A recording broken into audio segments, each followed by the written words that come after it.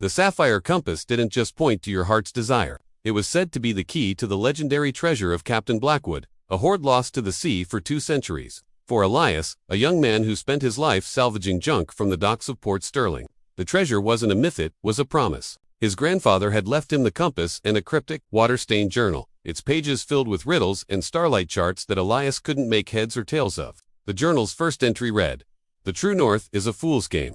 The sapphire light will show the flame." Elias, with the compass heavy in his pocket, felt a familiar pull. The sapphire needle, usually a lazy blue, was now a vibrant, pulsing indigo. It led him not to a treasure map, but to the archives of the Port Sterling Library, a place he'd never stepped foot in.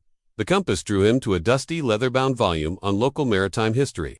Inside, tucked between 2 pages, was a faded drawing of a lighthouse and a series of numbers that looked like coordinates. His quest was a puzzle, each step unlocked by the compass. It guided him to the old, crumbling lighthouse on Serpent's Point, where the journal's numbers finally made sense. They weren't coordinates, but a key to a celestial locked position of the constellations on the night of the treasure's sinking. Using an old astrolabe and the compass's unerring guidance, he aligned the stars just as they were described. A hidden compartment in the lighthouse wall clicked open, revealing a small, wooden chest. Inside wasn't a treasure of gold or jewels, but a single, carved seahorse and a new journal page. This page held the final clue.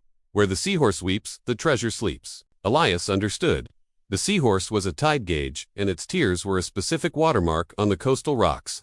The compass, now glowing brighter than ever, led him to a forgotten cove, a place only accessible at low tide.